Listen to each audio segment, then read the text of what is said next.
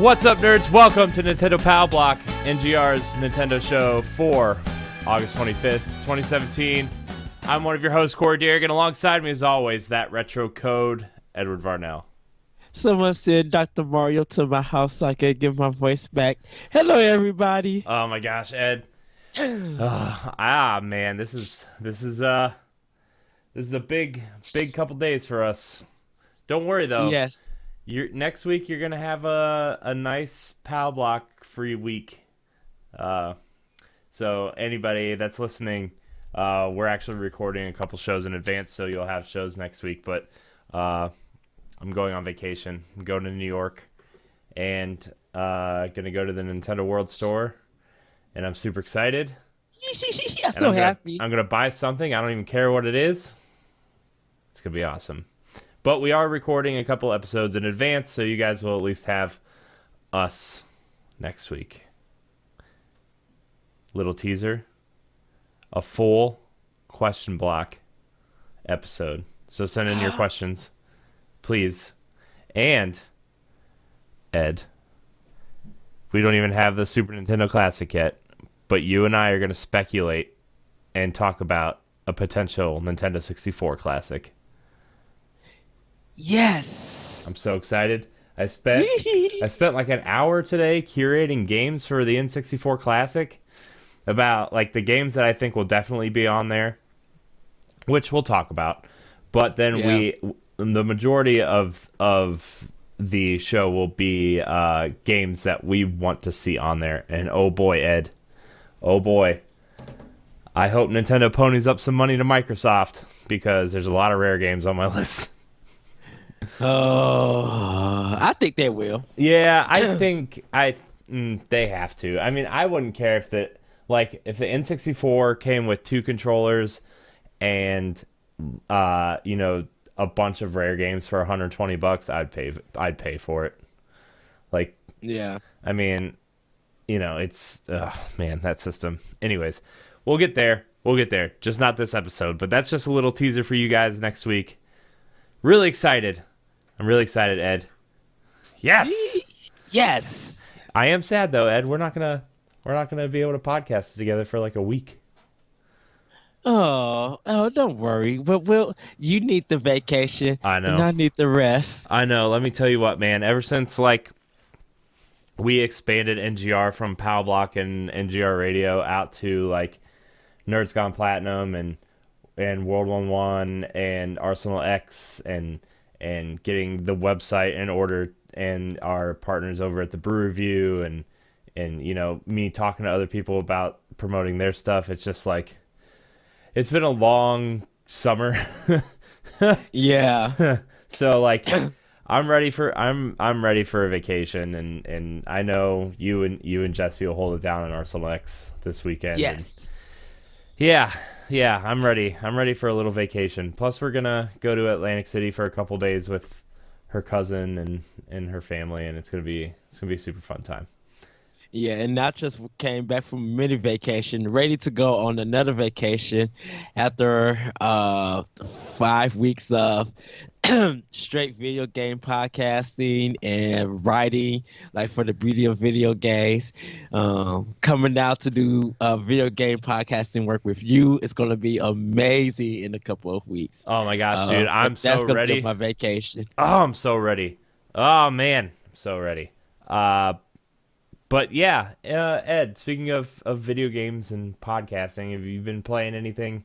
I know you've currently beat a game that I'm trying so desperately to beat before I go on vacation because once Mario Cross Rabbids comes out, I am not playing anything else until Fire Emblem Warriors.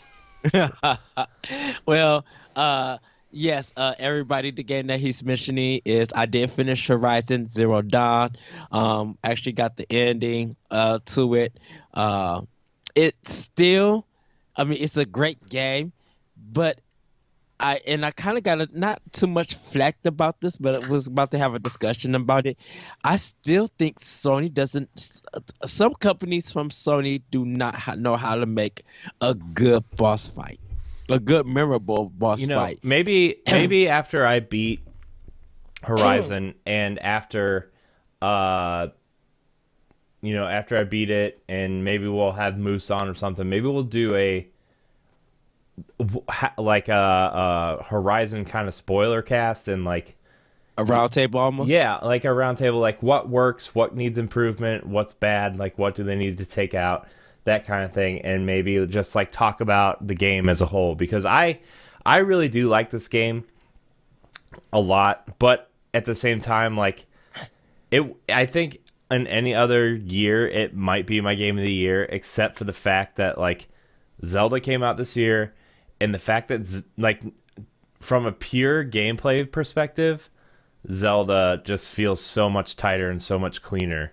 Yeah, and I feel like right now Horizon is only PlayStation's Game of the Year. I mean, there's other nominations, but I feel like if I had to do a nomination thing for Game of the Year across all platforms for all three, after finishing Horizon, it would not be on that list.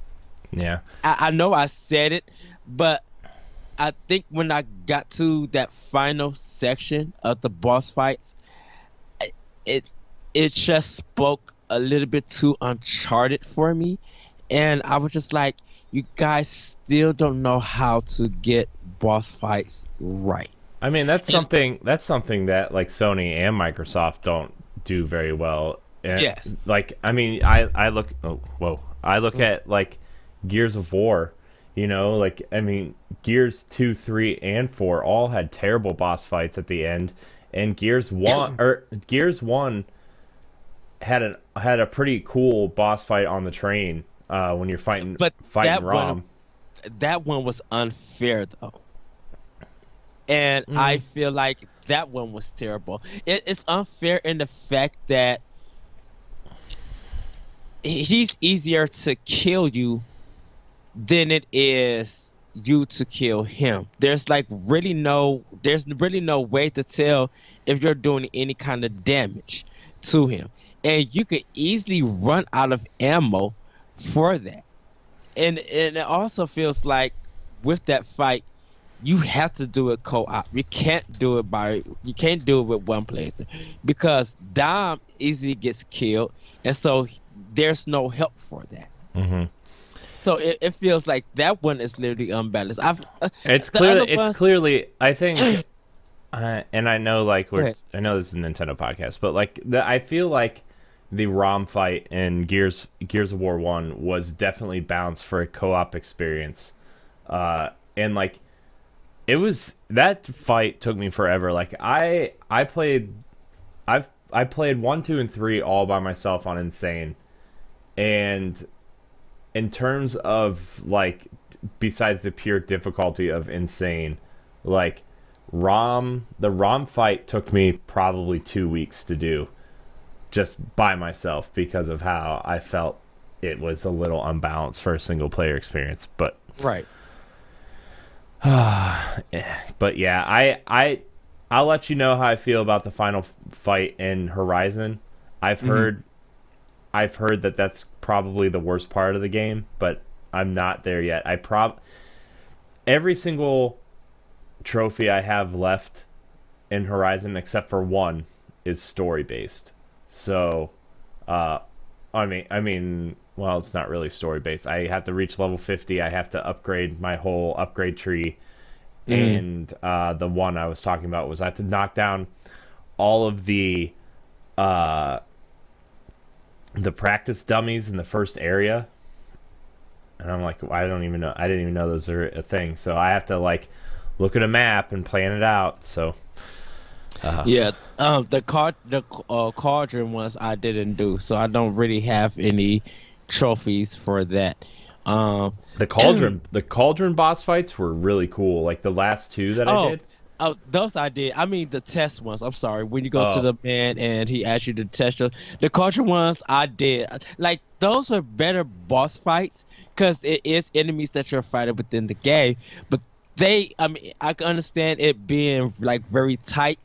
But they were more manageable to deal with than this final boss fight. Like I didn't have too much trouble with this boss fight. I just had to remember, I'm like, kind of keep moving and kind of make sure you know what you're doing and where you're at.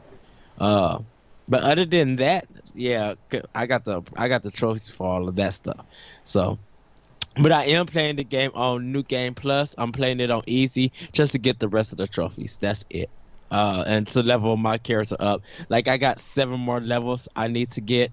Um, and then hopefully, uh, because like when you do New Game Plus, and I made a separate file for it, um, you can up look, it seems like one part of the third section is blocked off because you're not to that part of the game. But when you get there, this should be unlocked and you could just finish anything off. Because I need like 4 more pieces, 4 more places to unlock, and then I'll have her all completely unlocked when I get to 50. And then I gotta still get those energy things to get the armor, uh, the extra armor stuff. Yeah, and I found out how you get those, and it's actually relatively easy. Um, but what was I gonna say? I was gonna say something Oh, about Horizon. uh, Sorry, oh, my phone buzzed, and my mom was distracting me. Hello, mom. oh. Thanks for tuning in to Nintendo Pow Block, jerk. Hi, Mr. Steerit. Uh, Um, I am playing more of Project X Zone 2. Really digging that game, like really getting into it, laughing at some stuff. Chrome and his daughter is also in the game from Fate, from Awakening. And I'm like, oh, Nemco went bonkers with this because it's like Nemco, I think Team Ninja, Capcom, or Tecmo, I should say, Capcom and Sega all came with Nemco to make this game with their characters, and it's really good. I'm really enjoying it. I kind of got a strategy of keeping them all kind of like close together, so when the enemy comes, I got some support, so I'll be able to hit them hard, hit them a little bit more harder with my support, so they can lose more energy. I just cleared like stage 7, so I am making progress in that game. I don't know how many stages are in it, but it's really good, really easy to get into. I'm definitely enjoying it. It's real. They did a big improvement over the first one because I got the first one also. But this one has me keep going back to play more before I get back into Dragon Quest 8. Um, I haven't touched my get a chance to do my Wii U yet because of me getting ready for this project that I'm doing next, video games. Getting a lot of stuff done with that. But I am trying to get through Mass Effect Andromeda. I thought I was done, but I'm not. So there's more stuff I got to get into because I'm getting ready for that discussion later on. Uh, I did play E's Origin. Um, I'm at a part where I gotta get a little bit further in the tower. Is it like there's like 2 sides of the tower, and I'm like halfway on the first side done. But I'm enjoying that action role playing game. It feels like a shooter almost a little bit to me, like a top down shooter, and I'm loving it. I enjoy get like role playing action games like that.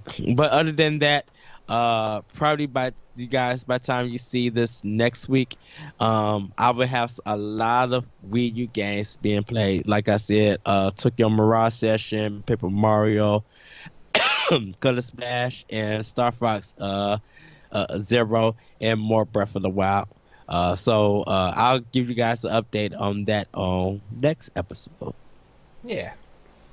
Oh man. Okay. So what have I been playing? Lots and lots and lots of Horizon. Pretty much all I've been playing in terms of just trying to I mean, like, quote unquote real game, but like I've been playing so much Puyo Puyo Tetris that it's just like, I mean, that's what my Switch is, a Tetris machine right now until next week. I mean, I've played Splatoon. I played a lot of multiplayer in Splatoon. I'm actually gonna, on my road trip, play through the story mode of Splatoon. I have only gone through like 2 levels of that. So when on the road trip, I'm gonna play that. I heard it's relatively short, so I can probably blow through it in probably like, I don't know, a couple hours. Uh, Sonic Mania, I really want to get back to. I don't know. I haven't been playing much Nintendo lately, but that's because like, I played the crap out of Zelda, and like I know a lot of people are still playing Zelda, and I wish, like, there's so many times I've almost gone back to start a new game in Zelda just to play it again because that game is so freaking good, and I'm trying so hard to wait for that expansion. And like Mario Kart, like it's fun to play with my wife, but I've gold trophied everything in single player, and like I need a game with a little bit more substance right now, and Horizon's been that game. But I mean, when I'm laying in bed, man, it's Tetris all the time. But man, when I come back from vacation, we're gonna have so much to talk about. It's gonna be so much Mario Rabbids. Ugh, I can't wait. That game's out next week. Ugh. Oh, I I'm cannot wait. so excited. I'm so excited, dude. Oh man. But why don't we get into some of this news? So first we have Fire Emblem Warriors shows off a new trailer at Gamescom with Fire Emblem Fates characters. Yes. I'm so excited, Ed. I'm so excited. You have no idea. It, Fire it Emblem Fates is looks so good. really good. Yeah. Ah, yeah, I do. I just see. I watched the trailer, and all the characters come out, and I'm just like, good. I want a Fire Emblem's Fates anime so bad, and I cannot wait for this game to come out. I don't care how repetitive it may seem to people when this game come out to Switch, but I want this game so bad. I need to just mow down enemies with the Fire Emblem characters. It looks so good. Yeah, I mean, like I'm not really into these types of games unless it's a franchise that I really love. Like, Hyrule Warriors was really good, and they did a really good job of pulling in, the different Zelda universes into one and really making it feel cohesive. And I feel like Fire Emblem, with the way that game works, with the systems, and all the systems are intact, by the way. The triangle of like rock paper scissors, the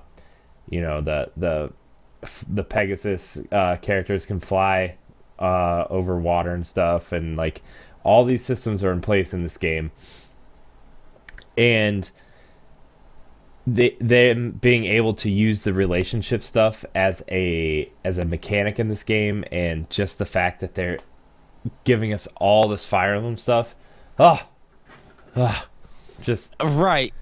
ugh.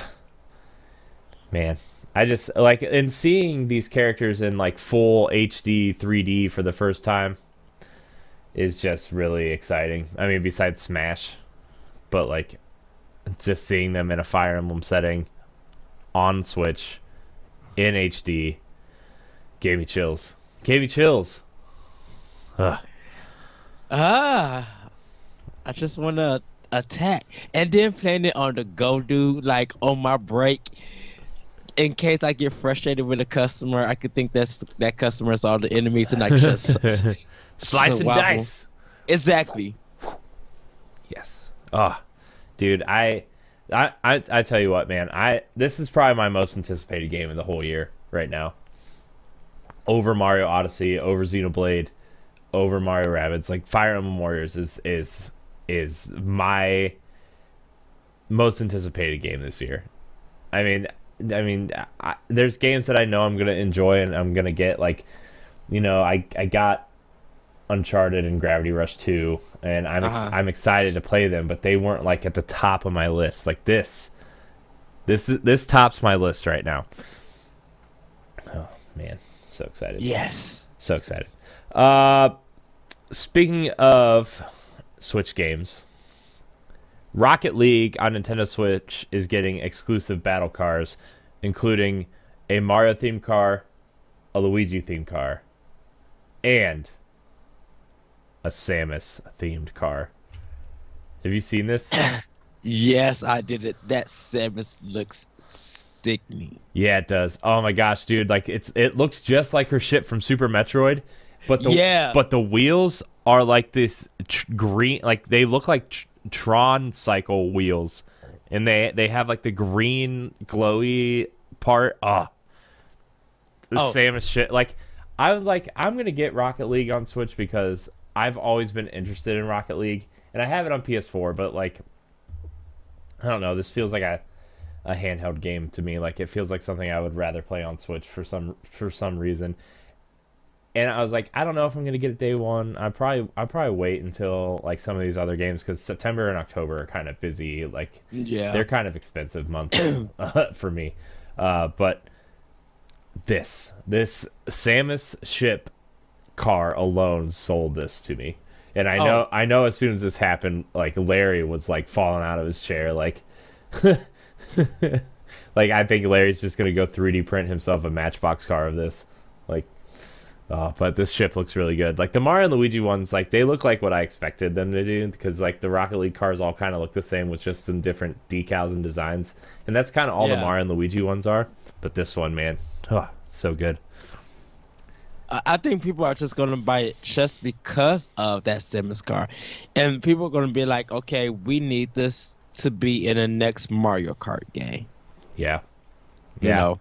yeah. I mean, like that's the thing. Like I think this is something I was talking about to somebody the other day, and I know, we just got Mario Kart 8 Deluxe on Switch, but if they do Yes. another racing game on Switch, it's gonna be just Nintendo Kart. It's just gonna be Nintendo Kart, and it's just gonna be all the Nintendo characters now. It's gonna be like Smash Kart or something. Right. It's not gonna be Mario Kart anymore. I mean, they'll probably still call it Mario Kart at some point, just because like that brand has such a big pool.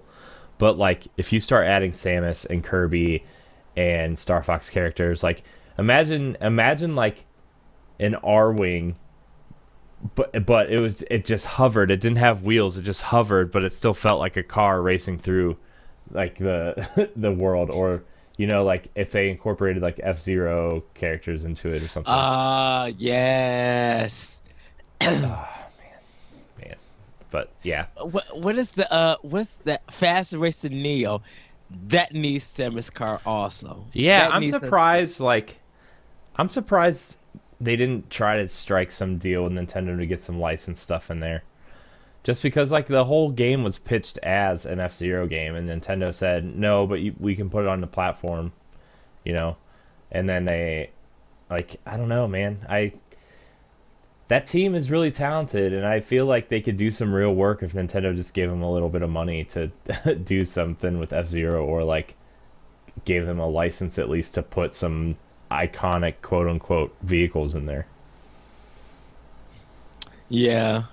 But I don't know. That game's still really good. 6 free tracks, by the way, this week coming in an update for that game. Oh, sweet. So Yeah, I knew they was getting like a new remix mode. I heard. I read.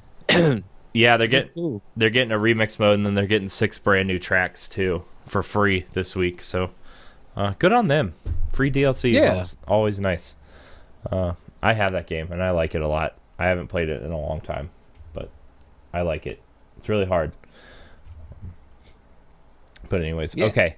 So moving on to the next news story. Mario plus Rabbids Kingdom Battle is getting a $20 season pass, including 8 steampunk style weapons, single player challenges later this year, and then next year an unexpected story expansion, which means, hey, we're gonna add more to the game, but we don't know what it is yet.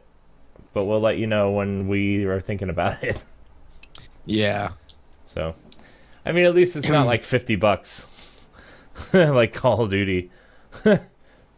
Shoot, this is not like $40 like the Batman Arkham Knight one, and you don't know what it is. And then when they actually show you what it is, it's some skins and hour and a half like level of that one particular character.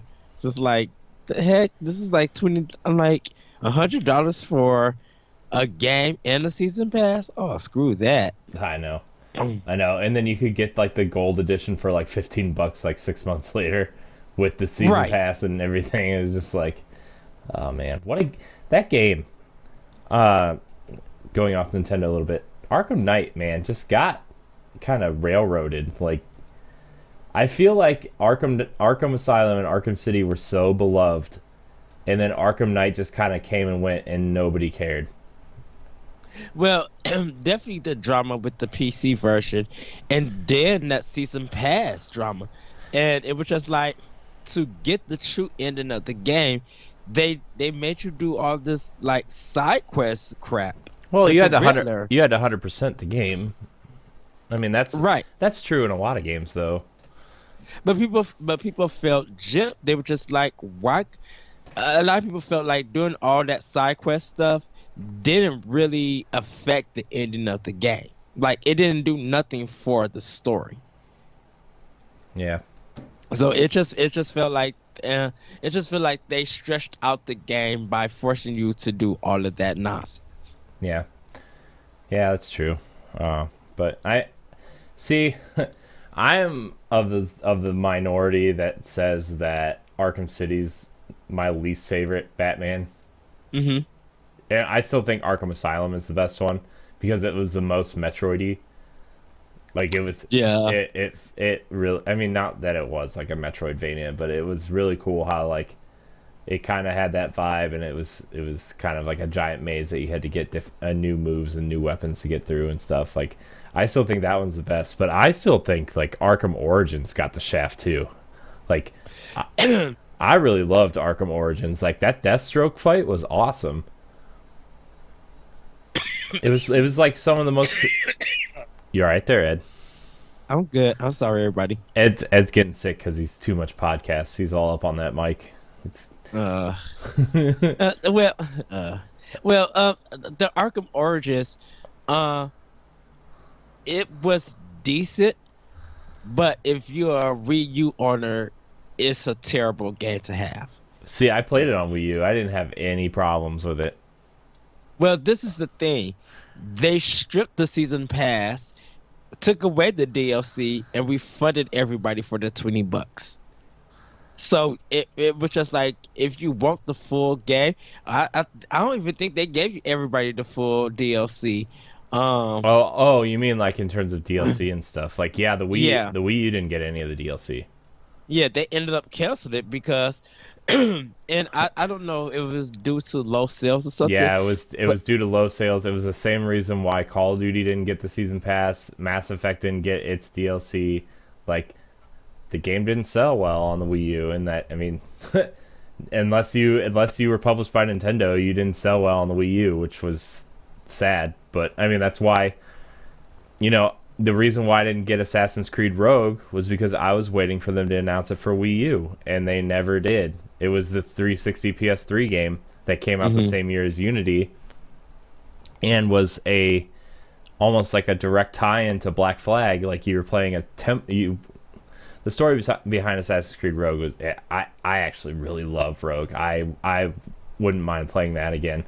But like the reason why I didn't buy it for Xbox 360 and PS3 because I was waiting for it for Wii U and it never came out. Like they announced it and they had it planned, and then Ubisoft was like, "We're no longer supporting the Wii U unless you're dancing."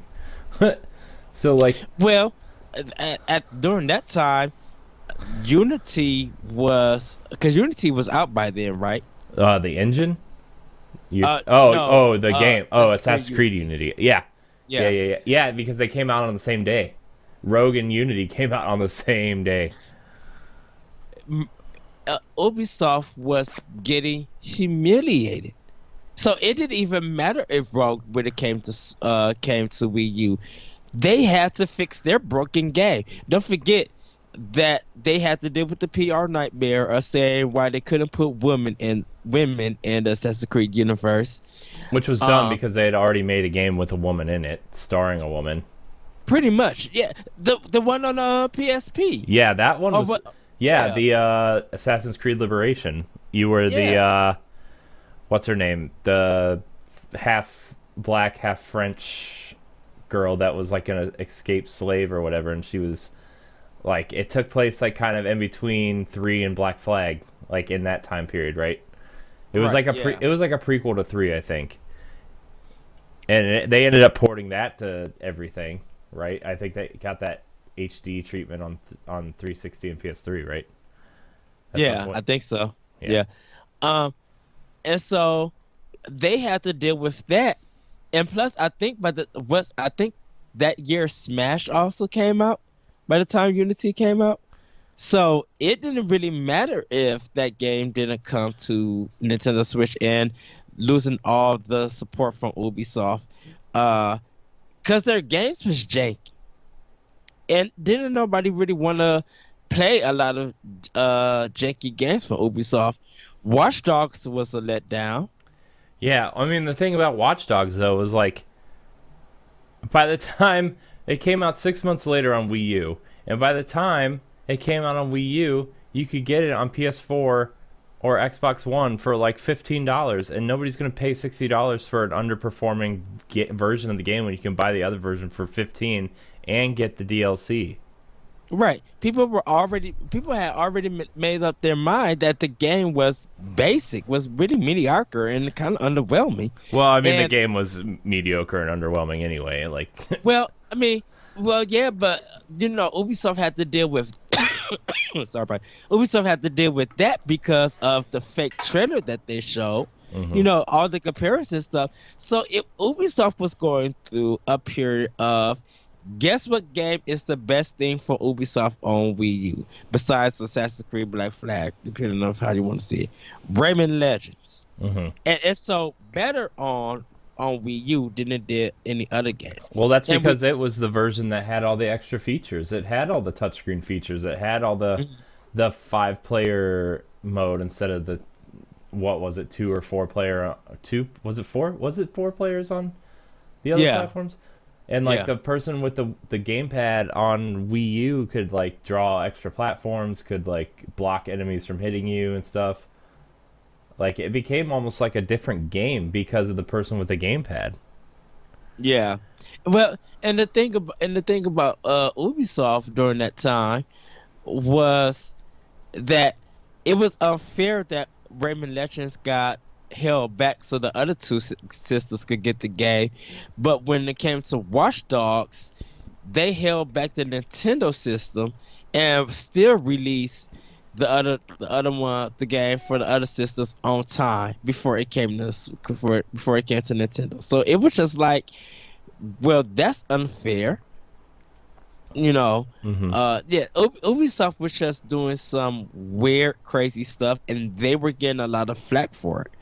So, the Assassin's Creed Rogue not coming to Wii U, and them pulling all their support. Nintendo didn't care. Gamers really didn't care because you do have a following fan base on the other two systems, but for how long? Because everybody's mocking. Hmm. Yeah. you know. And people were just like, guess what? I got Mario Kart 8, Bayonetta. I'm still making levels in Mario Maker. Like people were enjoying the other games that was out on the Wii U. Yeah. Heck, people were still buying Kirby games on the Nintendo Wii to play on their Wii U. Yeah. Yeah. Wasn't that other Kirby game, the not Epic Yarn, but Rainbow. Return to Dreamland or whatever. The last one that came out on Wii, not Oh Rainbow yeah, Curse. The yeah. The that must I play one. Yeah. that game was really hard to find for a long time. You know. It's so like hotcakes. Yeah, and like after they printed enough for people to buy it, but like after that initial run, like it was really hard to find. I remember it was on Amazon and eBay and stuff for like 85 and $90, and that's like That's Fire Emblem numbers. Like that game Yeah. was ridiculously priced. And Nintendo was saying about 10 to 20 copies, and that 10 to 20 copies will be gone within 2 days. Yeah, that's I don't know. Kirby's like in this weird space where like kids love Kirby for some reason, and it's just like we always make fun of Kirby for being this simple platforming game, and like sometimes it does something interesting, like Hmm. Rainbow Curse with the art style and the canvas curse drawing mechanic and stuff. Like that was cool, but like most Kirby games are just simple platformers, but kids love Kirby for some reason. So There's some adults who like it too. yeah. It's just like for some unknown reason, just during the holidays, it sells like hotcakes. Yeah. All right, Ed, you want to know some games coming to Switch? Because I do. Yeah, what's coming to Switch, Corey? Telltale confirms that Guardians of the Galaxy Season 1 and Batman Season 2, The Enemy Within, are both coming to Switch at, quote, some point this year. Yes. Telltale has confirmed that they want to port more of their story-based point-and-click adventure games to Switch. Two of their most popular games right now, Batman, Enemy Within, and Guardians of the Galaxy, will be coming to Switch before the end of the year. Both games' first episodes were released earlier this year and are continuing to release more episodes. I'm guessing that they will release the carts for Switch after the full season is out. Oh That's gosh. Uh, that's what I'm guessing. well, Corey, Yeah. before we talk more about that, uh, this is kind of breaking news coming straight from Japan. Uh-oh. Monster Hunter XX and Breath of the Wild. Nintendo have announced that the Legend of Zelda Breath of the Wild collaboration quest, weapons, and outfits are coming to Monster Hunter XX, Nintendo Switch version on September 1st. This is mostly for Japan. You guys can watch the trailer. And it shows like your character dressed in the Link costume with a bow as one of the swords, and I don't know if the cats are in the game, but it looks like they are. Yeah, the cats are in the game, and they have the Korok outfits on. Wow. So, Wow. you guys could look at that. But for Guardians of the Galaxy and Batman, I definitely gonna get both of them.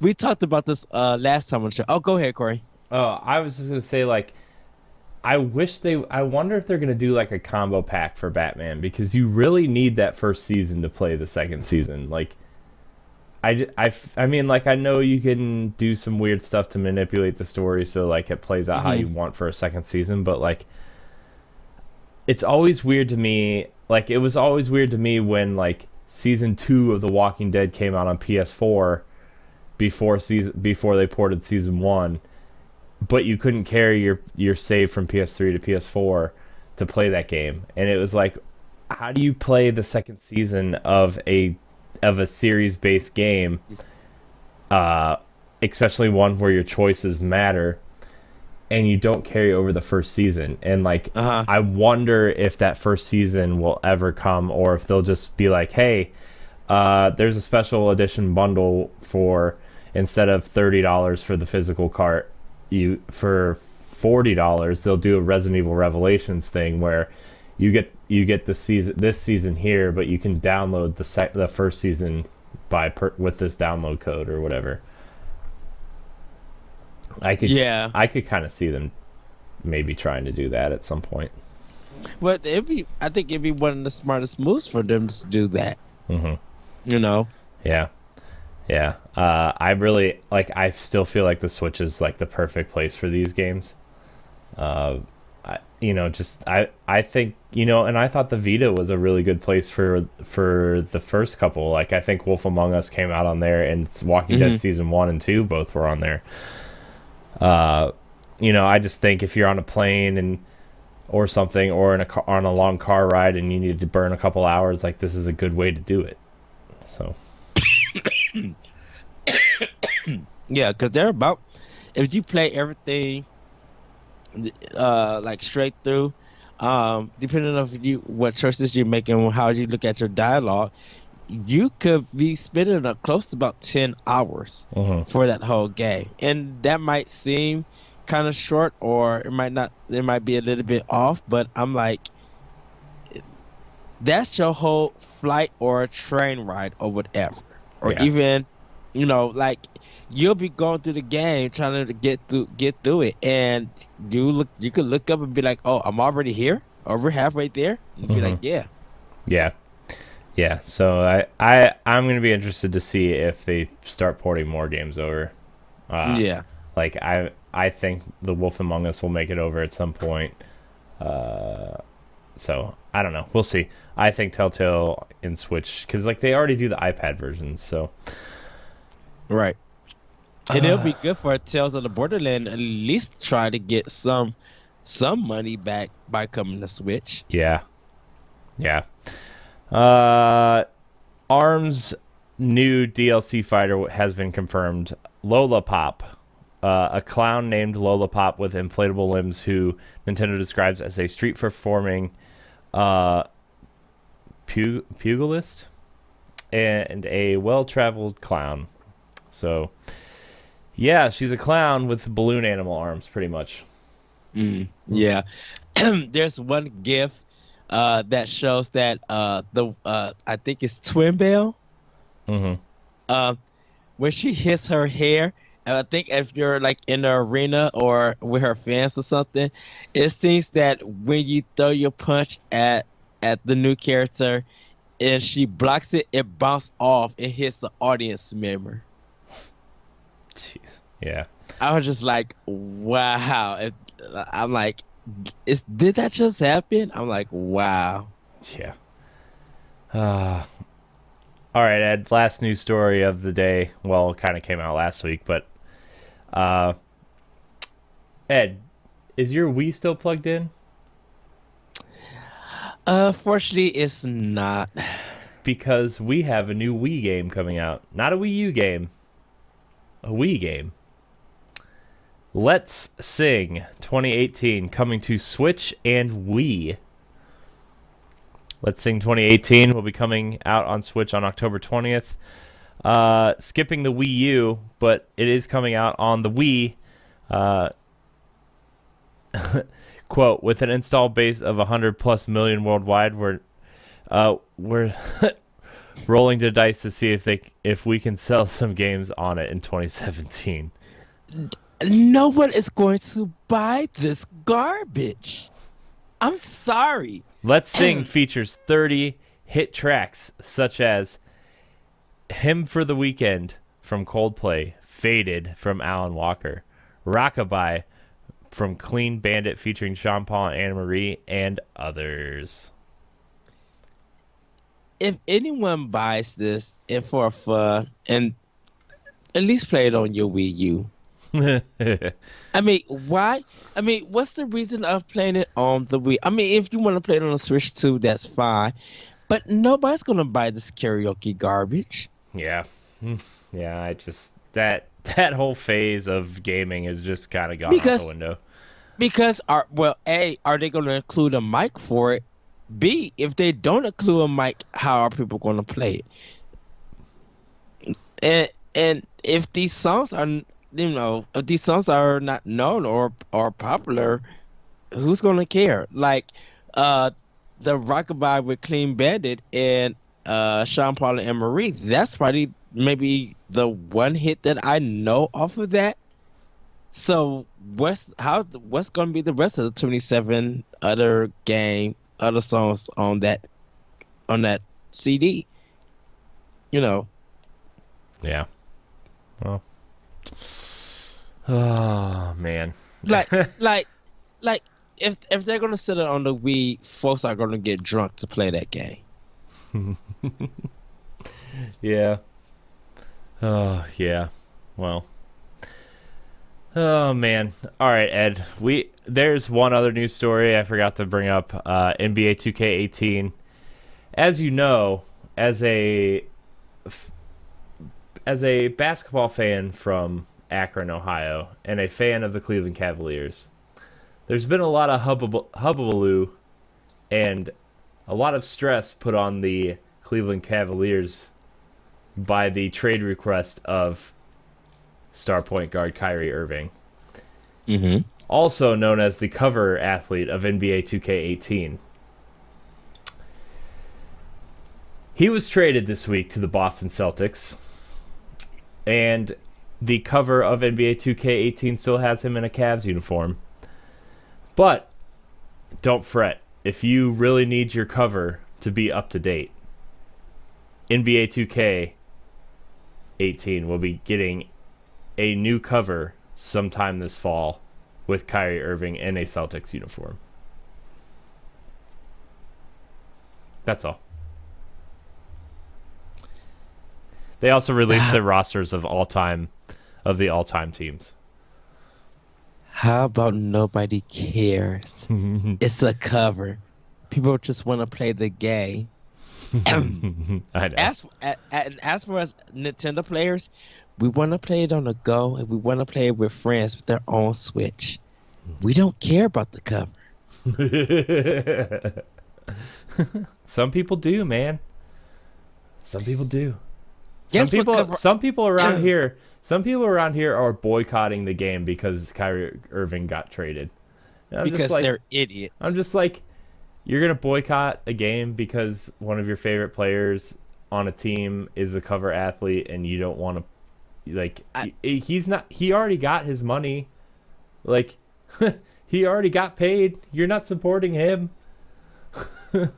Right. They're like, Guess oh, what- I'm going to buy NBA Live instead. I'm like, good luck with that hot piece of trash. Yeah.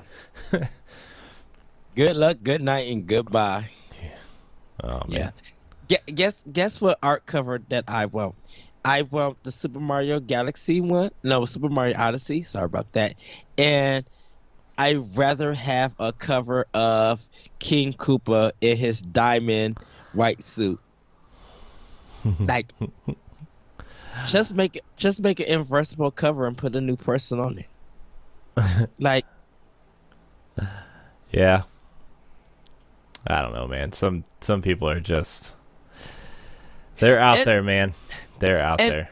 and another thing about this whole big boogaloo or whatever about this cover, it's going to be traded in next year for 2019. Dude, so, it's going to be traded in 4 months when it's free on PlayStation Plus or Xbox Gold, because the last two Pretty games much. have been free. Like, during the playoffs, they made the games free. dude, the PlayStation 3 version is only 48 cents for 2K14. I'm like, really? Yeah. No surprise here, though. Michael Jordan is the best player in the game at a 99 rating. Followed by Kareem Abdul-Jabbar and LeBron James. The heck? I don't know. I'm just telling you what the stats are. But that's your sporting news minute from Nintendo Power Block. Also, Give there's me NBA Jam. Also, there was a half-hour gameplay video of FIFA running on Switch in docked mode and in handheld mode. And guess what? It looks really good. FIFA looks really good on Switch. I'm excited because, like, I like soccer, but not enough to, like, buy it every year. And to have it on the go and just play a couple matches and just, like, maybe manage my club and whatever, like, that's what I want from the Switch version. And, like, it looks really good. It looks better than the 360 and PS3 versions. It has all the things you want from FIFA. Like, it looks like FIFA.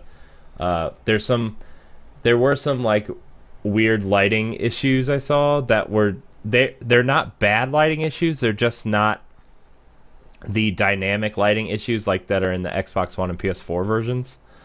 And the texture or the player models don't look as good, but like everything else just really looks good. Like they were playing in one of the Brazil stadiums, and they had those like loud long horns that they just blow, and they're like, like those things, and it looked really good. Not gonna lie, I'm kind of impressed that they made an effort. Yeah, I think it'll probably sell well on Switch. Uh, and it's definitely gonna sell well on Xbox One. I don't think it's gonna do well on PS4. Most of the FIFA games, do well on Microsoft. But I'm super stoked of this game being on Switch and people picking it up on it. I think maybe in Europe it'll do well on PS4 because Europe's so entrenched in the PlayStation ecosystem. But you're right. Here in the United States, if people buy FIFA, it's usually the Xbox base. And actually, me and my associate was talking about this at work, and we were talking about FIFA on Switch, and I was just like, well, the best version to get is Switch, because what if you are at a soccer game and you gotta wait, and your friend bought the Switch, you guys could play, some FIFA right there, or maybe you are at a real FIFA game or soccer game, and once again you gotta wait, and maybe taking that controller off, hitting it to your friend and stuff. Maybe while you waiting in line for the bathroom, play the FIFA on your Switch. Like, you can enjoy it anywhere at any time if you're a big soccer fan, instead of having to wait to go home to play it. And I was telling my friend, I'm just like, well, if you got the Switch and I got it, I'm not worried about playing with people online. I'm playing against you. Yeah. It's your skill versus my skill. And maybe we're choosing both teams that we're watching. Halftime or whatever break or how they do soccer. Maybe we could end up playing some and enjoying it. Not only enjoying watching soccer, but actually, well, not actually playing soccer, but enjoying a video game version of soccer. Yeah, like that's the way to go about it. Mm-hmm. And Yeah. if the marketing is done right, hopefully EA will see that, yeah, okay, we see what this is going to do, and hopefully the numbers show. So if the attach rate to Switch with FIFA is high, I think Microsoft is in a good position to continue to support Switch. Yeah. I think there's a strong case to have sports games on Switch, like not just FIFA, and not just NBA, but like Madden, and people like to grind out seasons and stuff, and to be able to do more of that, like especially if you're someone like me who's married and likes to spend time with his wife, and we watch a lot of TV shows and stuff. Like, my game time besides for Switch is very limited. It's usually after she goes to bed, or if I'm off and she has to go to the office for her job. Like, my game time on the TV is very limited, and that's kind of why I stopped buying sports games, is because like I don't have time to sit there and do my fantasy draft, play through my franchise, do all the stuff that I love to do in a sports game. So like, I kind of just fell off the sports bandwagon. I stopped buying sports games, and like, if they're gonna put their games on Switch, that's gonna make me buy Madden again, like every year. That's gonna make me buy FIFA again every 2 or 3 years. That's gonna make me buy 2K every year, just to have it on Switch. So, but yeah. Do we want to talk about this Final Fantasy 15 thing? Sure, we could jump on it. Okay, so I wasn't really going to talk about it until it was kind of confirmed, but this week at Gamescom, Final Fantasy 15's director hinted that the game has potential life on Nintendo's console. And that got me really excited until you and I started talking and more came out, because Square Enix has been working on this mobile port of Final Fantasy 15 called Final Fantasy 15 Pocket Edition, which is a super cartoony Deformed. almost deformed chibi looking version of Final Fantasy 15, and it's not really the game, but it tells the story in a different way. And like for me, that I was really excited to be able to have Final Fantasy on Nintendo until like the thought came across my head that it might be this pocket version. Like I don't think people really want that version. I don't think people want that version. It is designed specifically for tablets and phones. And a lot of the Nintendo people like to play games, like real meaty games, and like Final Fantasy 15 would be perfect on Switch. You know, it's a RPG with a lot to do. There's you know, a lot of side quests, a lot of grinding, a lot of riding in the car for 20 minutes, and I can go make a sandwich and come back, and I'm still driving. Right. But I mean, you know what I mean. Like the type of game Final Fantasy 15 is a perfect fit for a handheld device like Switch. And I don't want them to dumb down an experience just to put it on Switch. Like I appreciate that Square is starting to take notice of the Switch and say, "Hey, we're going to put things on Switch besides like, you know, the game that the Bravely Default team is working on or you know, some ports." But like I don't know, would you want a hindered version of the original Final Fantasy 15 game, or would you rather have this pocket edition? Well, we was talking about it. I would actually take the hindered version, and this is why. It doesn't have to be on the cart. It could be a digital only game.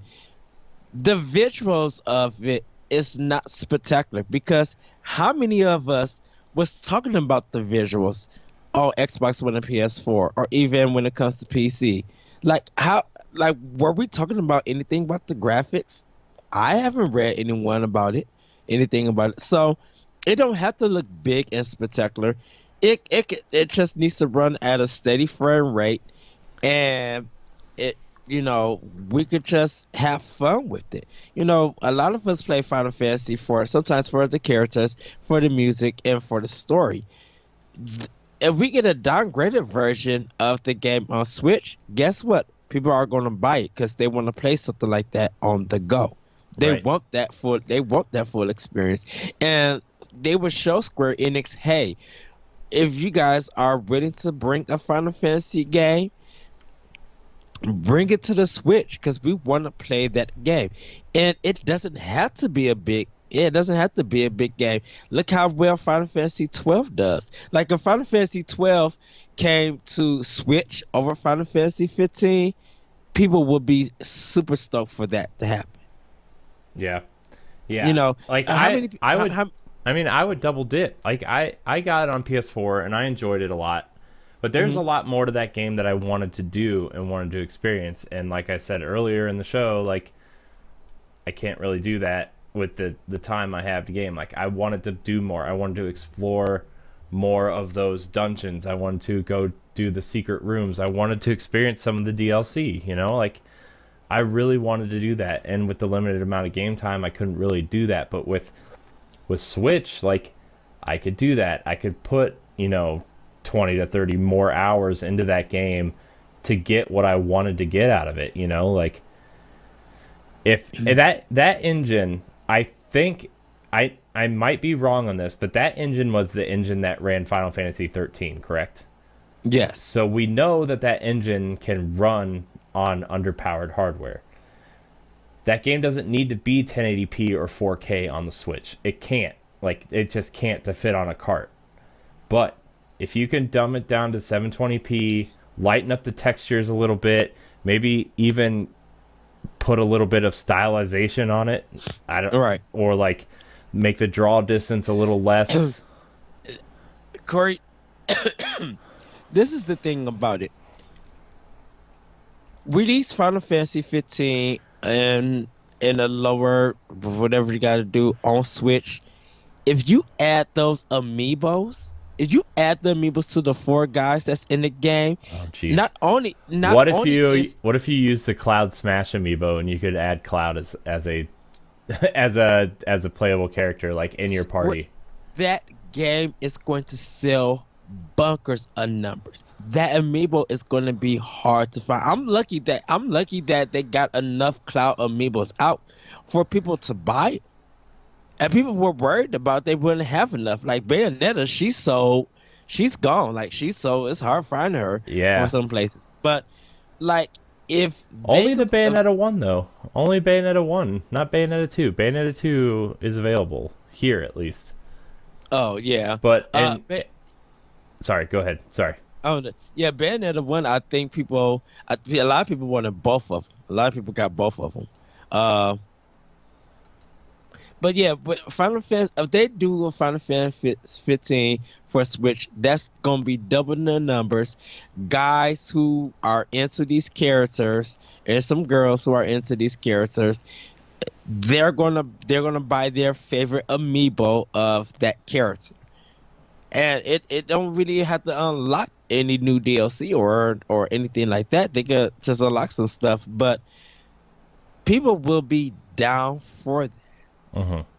And I think if if things go right in the way that it's sold on Xbox One and PS4, if they could get that game running on Switch and people who do decide to pick it up on Switch it gets to word of mouth saying that this is as good as the other two platforms, that's going to make more money for Square Enix, and that amiibo is going to be attached to that game. So that's more money not only for Nintendo but more for Square Enix. Hmm. Yeah. You know, and then then have the main character looking like Cloud because he almost looked like him in a certain way. You change the hairstyle, put him in that outfit, and give him that different sword. He's pretty much Cloud. I mean, Cosplay. Prompto looks just like Cloud, to be Yeah, honest with you. Uh, but I just I don't know. And I'm not saying like I'm not trying to sit here and say that Switch is powerful enough to run all of these third-party games. Why aren't they Mhm. coming to Switch? Like that's not what I'm saying because we know the Switch is underpowered and it's perfect. It's perfectly tuned to indie games and Nintendo can get a lot out of a small amount of power. Right. Like we're never gonna get Mass Effect Andromeda. I understand that, but I, Final Fantasy 15's Corey, file Corey, size on my PlayStation 4 before like all the patches and DLC stuff and whatever at 1080p and the frame rate fixes and stuff uh and DLC like before all that it's a little under 40 gigs at 1080p assets. If you put that down to 720p, that would probably cut at least a third, if not more, of the file size. right. And if you just made some slight adjustments, maybe I don't know how game design works. I would have to ask Adrian, I guess, uh, since he's like the only the only game designer I talk to on a semi regular basis. but Right. but like if you could just like maybe like there's probably graphical fidelity sliders, I guess some people call them, like on PCs you call them sliders, and you just slide the graphical fidelity down a little bit on everything just enough to where it would fit on a cart. Like I don't see why a game like that couldn't work. So but anyways, Right. you can say what you're gonna say now. I'm sorry. Oh, when you was talking about Mass Effect and Andromeda not coming to Switch, it's not coming to anything. Yeah, I know. So, like after definitely, I don't know if you heard that story that one of the people said that they kind of blamed the gamers for Mass Effect's demise, or the harsh criticism that people had for the game, kind of made the game stop being produced and updated, and for brought concern to their future. But it's just like, you guys had the engine, you guys designed it, you put out that product.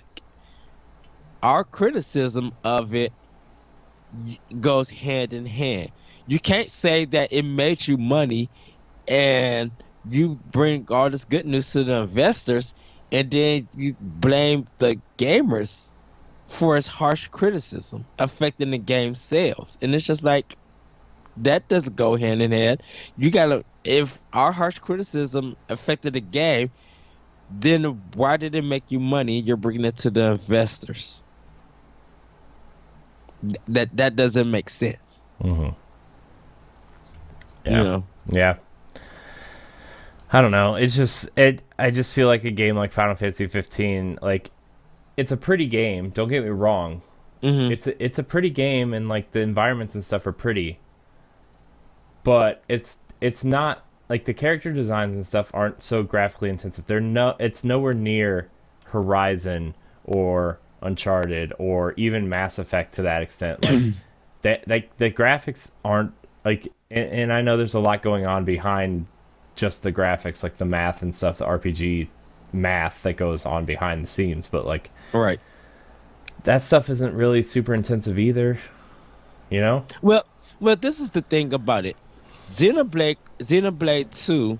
Yeah, this is the part of the conversation. This is what we were talking about on Facebook in a Yeah. Facebook chat. If Xenoblade 2 could show off what the Switch could do with this art style and with this design, and it outshines how Final Fantasy 15 looks, why can't it just shows Square Enix that, hey, you guys can bring it to Switch. If we are able to pull this off technically like this on an underpowered system, guess what you guys could do with Final Fantasy 15 on an underpowered system? Yeah. You know, if you want the praise for graphics, guess what? You're not going to get it. Yeah. Because you look bright and shiny like any other PS4 or Xbox One game. Heck, pretty much any PC game. Mm-hmm. But if Monolith Soft is upping you guys by showing them Xenoblade Chronicles 2, and it's running at a steady frame rate, and there's no dips. Yeah. I would say Xenoblade Chronicles 2, like I haven't looked at Final Fantasy 15 in a while, but from watching the Xenoblade Chronicles 2 trailer, those environments, I would say, Final Fantasy 15's environments are better fidelity, but I would say that they are comparable in terms of size and fidelity. Hmm. I understand Final Fantasy 15 is a the fidelity is better in the graphics than Xenoblade Chronicles 2, but they are comparable.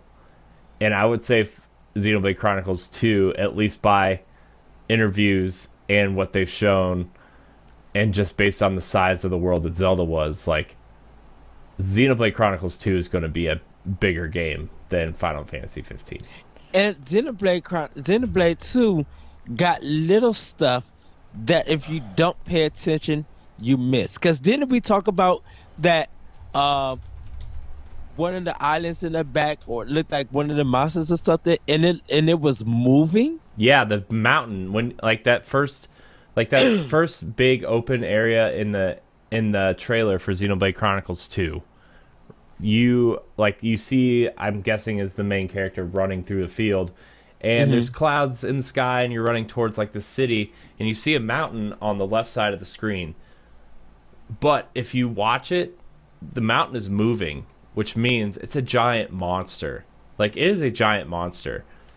And the only thing comparable in size from Final Fantasy 15 that I remember, besides the boss fights that are big set pieces, not part of the environment, is the I don't know, it's a turtle with a mountain for a back, and he's right in the middle of the map. And like that mountain in Xenoblade Chronicles looked way bigger than this turtle did. And I don't know. I know we're not getting the Final Fantasy 15 that we want on Switch, but like I'm trying everything in my power to justify to myself that maybe, just maybe. And if we do get the mobile version of Final Fantasy 15, as long as it's not microtransaction heavy, And I feel like if it was just a basic action game, action, kind of almost like Secret of Mana or something, Hmm. or make it feel like a beat 'em up game or something, I would be fine with that. Hmm. You know, Yeah. I mean, that's what I would look forward to. Because I think people have already experienced Final Fantasy 15 and moved on. Hmm. Yeah, I'm trying to watch the Xenoblade Chronicles 2 trailer, or Hmm. the E3 demonstration, the 40-minute video they showed of the open world. And I'm watching the open world stuff on Final Fantasy 15. Like, to me, the environment stuff, yeah, there's the mountain. Okay, there's a mountain that's moving. It is moving. It is very clearly moving. And it's not a mountain, it is a giant something. But like the environment, open world stuff, like the grass and the mountains and stuff in Xenoblade Chronicles 2, like if you try to like take out the lighting of Final Fantasy 15 and the shadows and stuff, Yes. like it is very comparable. And I would almost say like the environment itself looks better from a technical standpoint in Final Fantasy, or in Xenoblade Chronicles 2, uh without the lighting effects and stuff. And like I know dynamic lighting is a big part of games these days, but like we were talking about earlier, FIFA took it out of the Switch version and it looks fine. You know, you don't need dynamic weather in sports games, but at the same time, like I don't know. It's just this weird thing that I'm trying to justify it to myself, and like I think what makes Final Fantasy 15 look so good, like Hmm. like like you would if you look at it without actually like trying to dig up behind it, like is the lighting, is the dynamic lighting, where Xenoblade Chronicles 2 doesn't have it because it's on an underpowered piece of hardware.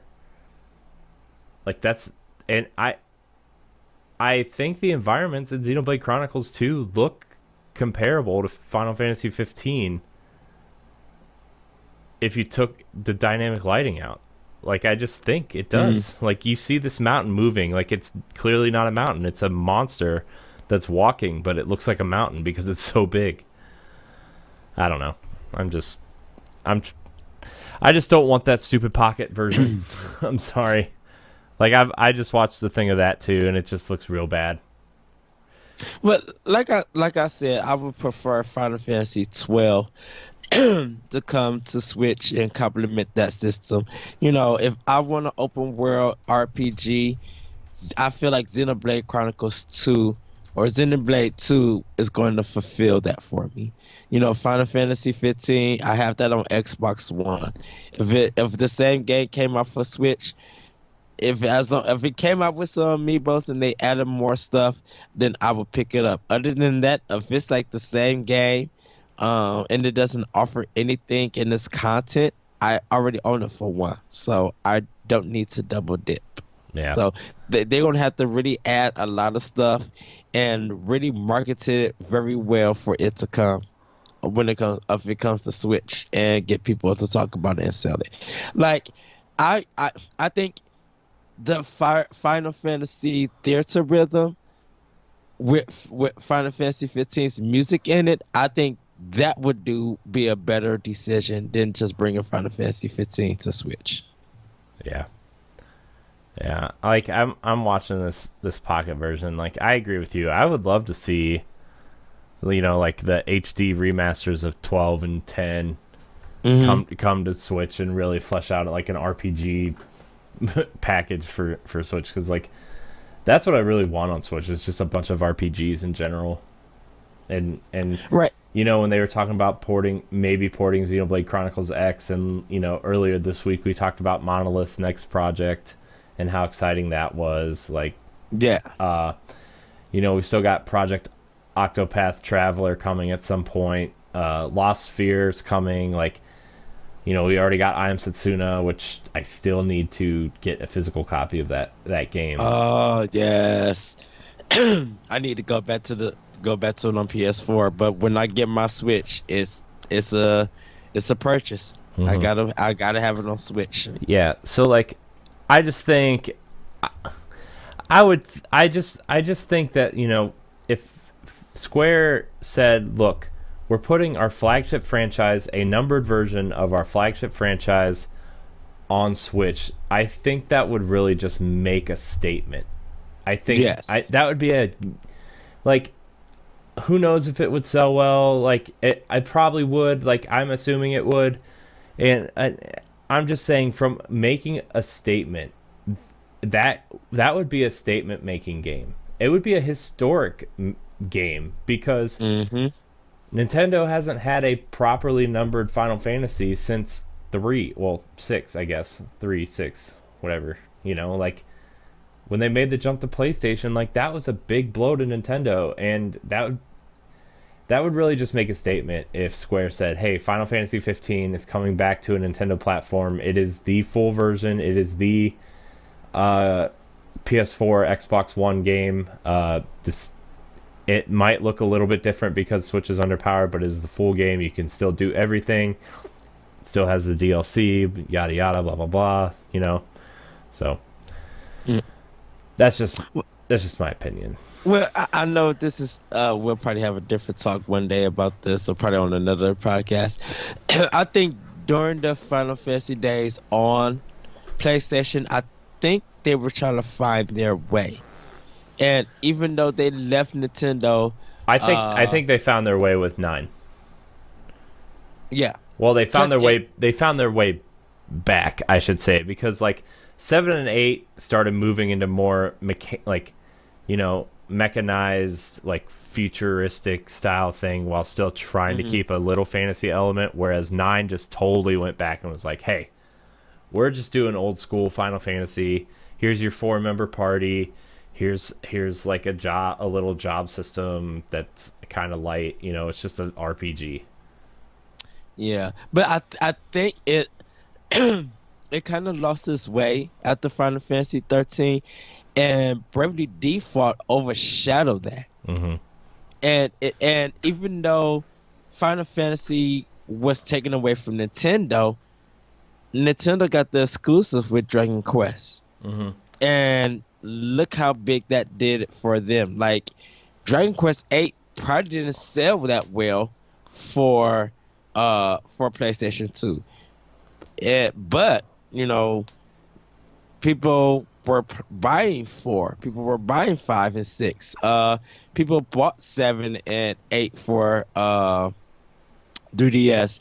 People bought 9 for the DS. And people were wondering, where's 10 coming? I mean, So it's out for PS4 and 3DS. in Japan, yeah, In Japan, but everybody's asking where the Switch version is, Switch version. which is the interesting part, because like, if you want the HD version, you get the PS4 version. If you want the handheld version, you get the 3DS version. And in Japan, they're selling the PS4 and 3DS versions together, which is really Right. odd. I don't know how they worked that out. But because if they were able to sell that combo pack, Sony would be able to get more recognized, because Dragon Quest has always done good on the Nintendo platform.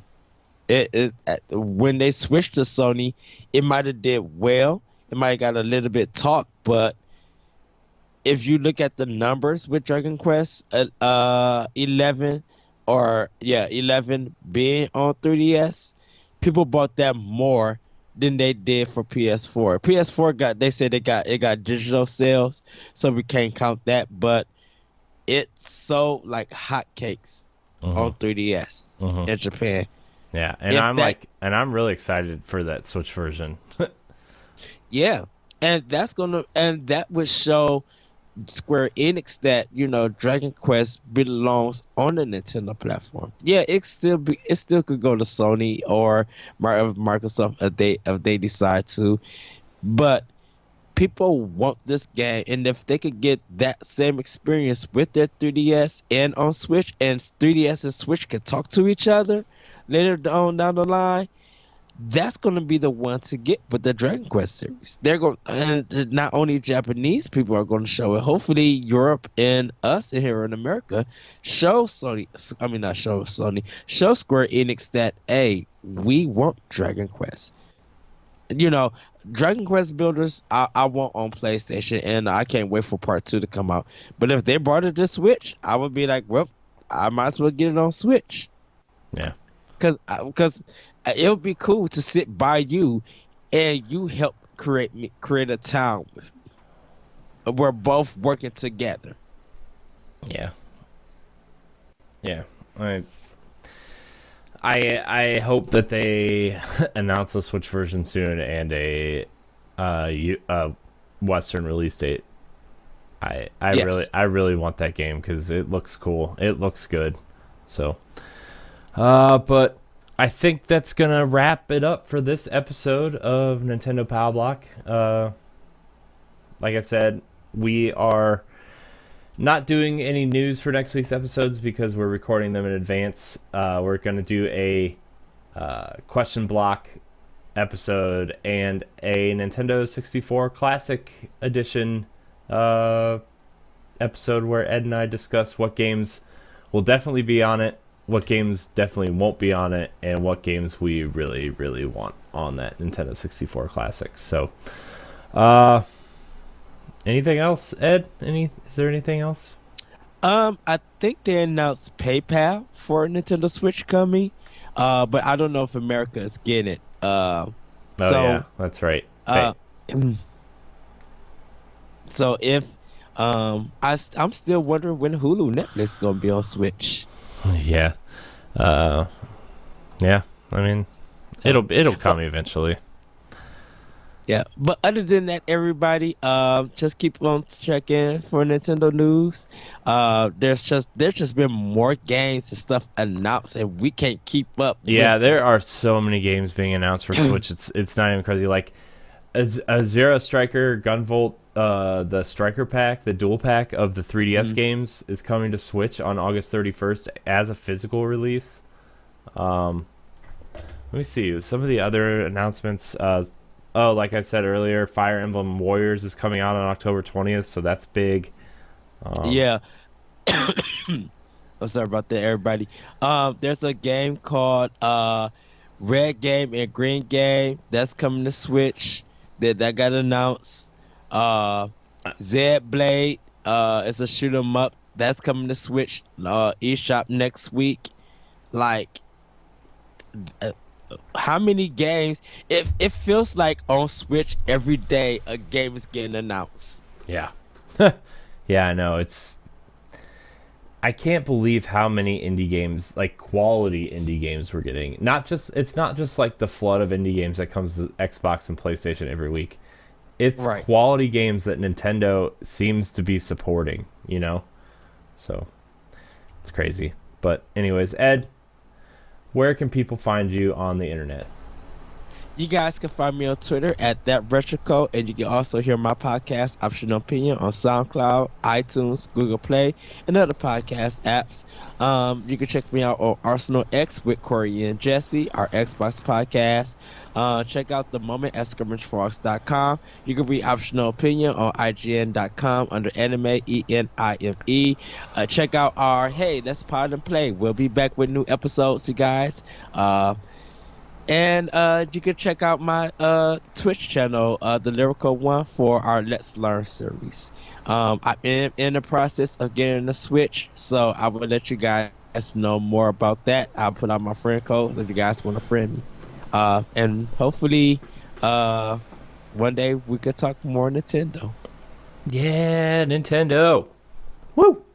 Yes. You can find me at Corey and HD on Instagram and Twitch. You can find me at Corey and UHD on Twitter. You can find me on NGR Radio every Monday at 10 a.m. Arsenal X on Wednesdays at 10 a.m. And this show Tuesdays and Fridays. Let's see, what else? Like, subscribe, and share to our YouTube page. Leave a comment. Ask us questions. You can email the show at nintendopowblock@gmail.com. We really, really, really want your questions. I have a stockpile for when we do our Power Block or our question block episode. If you're listening to us on podcast service, remember to rate us and leave feedback. Let us know how we're doing. Preferably those 5 stars. It helps our show grow, and Ed and I want more people to listen because we want to spread the good word about Nintendo. Yes. Yeah. So, anyways, thank you guys so much for watching, and until next week, we love you. Peace out, everybody. Woohoo. Wow, that was really exciting.